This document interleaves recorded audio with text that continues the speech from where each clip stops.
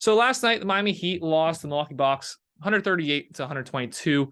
And it got better at the end. It was really a game that from the start just got really out of hand for the Heat. And even without Giannis, the Bucks just looked dominant. Heat couldn't score. It was a story that we've seen a lot this season with the Heat. A better team just full on dominates the Heat.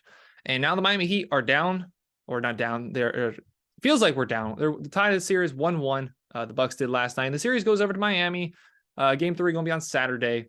And I came into the series saying the Heat will be lucky to have won a singular game if they do end up winning a game. That's what I thought what the limit for the Heat was, whether it was the Heat, whether it was the Bulls. When I made the video last week, I hadn't seen what the outcome was. But I said that the Heat would be lucky to get a game. The Heat coming into the playoffs, the lowest scoring team in the entire season. One of two teams coming into the playoffs with a negative point differential, with the Timberwolves being the only other one. And we see how the Timberwolves series is going with the Nuggets. I thought the Heat had really no chance against the Bucks if they couldn't score. And yesterday, they made it closer than it was. A 16-point deficit is a lot more respectable than how the game was playing out for the majority. I honestly clicked off pretty quickly. I went back and forth. I was mostly watching the Panthers game. Panthers also tied the series at 1 apiece. Coming back to Florida, they're a little bit more positive of a feeling. Now, I have a little bit more belief in the Panthers than I do the Heat. But do the Heat really have a legitimate chance, even if Giannis comes back to win the series? And in short, I say no. The Bucks have proved that, especially with Giannis, they're one of the best teams in the league. And we kind of got lucky that he went down early in that game 1, or the game could have gone very differently. Now, we were winning at the time that he went down, but Giannis being the player that he is, such a vital player for that Bucks offense. And the Heat did lose Tyler Hero. They did lose one of their offensive options, but that pales in comparison when you're comparing Giannis, MVP, NBA champion, to Tyler Hero. It's not the same loss. What do the Heat have to do now to turn the series back the tide of Miami? And quite frankly, I don't know. First thing I'd say is just score. Find a way to score. And without Tyler Hero, it is pretty dry. You can't rely on Bam. We've seen multiple playoffs, multiple big game situations in the playoffs that Bam just has not shown up. Jimmy Butler is reliable. Jimmy Butler is an absolute dog when it comes to the playoffs. He did lead the team in scoring. Actually led all scorers yesterday with 25 points. But he's not alone. Last week when I was talking about the Heat and what's wrong with the Heat, it was the fact that we can't score outside Jimmy. That is the biggest issue. We've had multiple opportunities to go out and get top stars on the trade market, and the Heat decided to keep their assets in their pockets and roll out with what we've got. And what we got now is a series where we're tied 1-1 with the Milwaukee Bucks. This time last year, the Miami Heat were a number 1 seed and rolling through the Hawks. This playoffs is not the same thing. The Heat have to find scoring. And I expect a lot of experimentation by Spoelstra.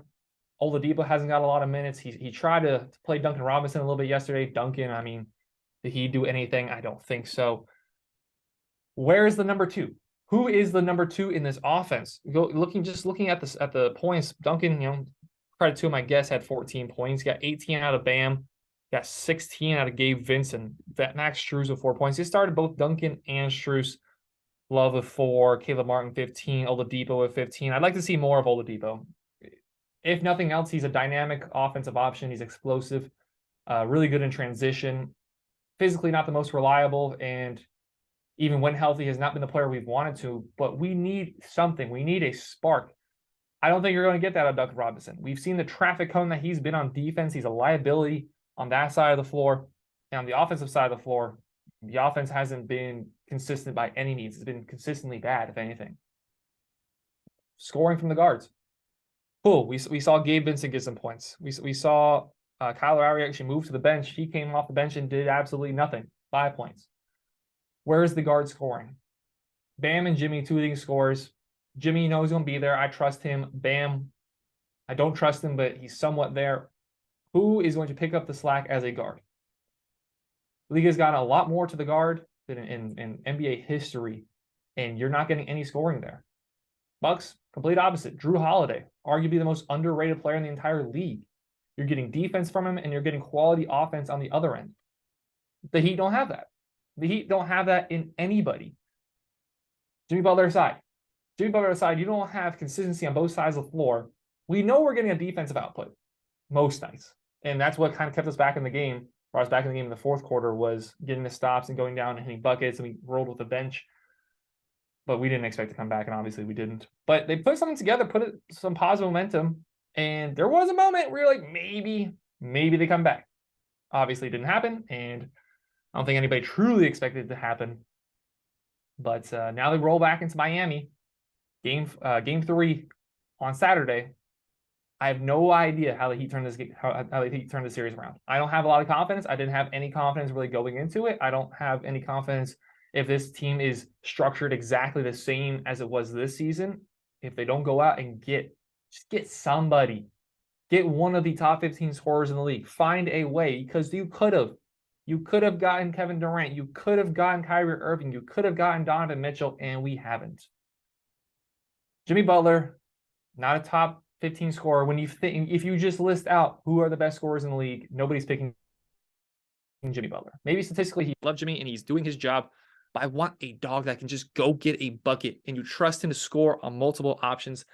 The Heat don't have that. So I don't think this series is going to go the way of the Heat.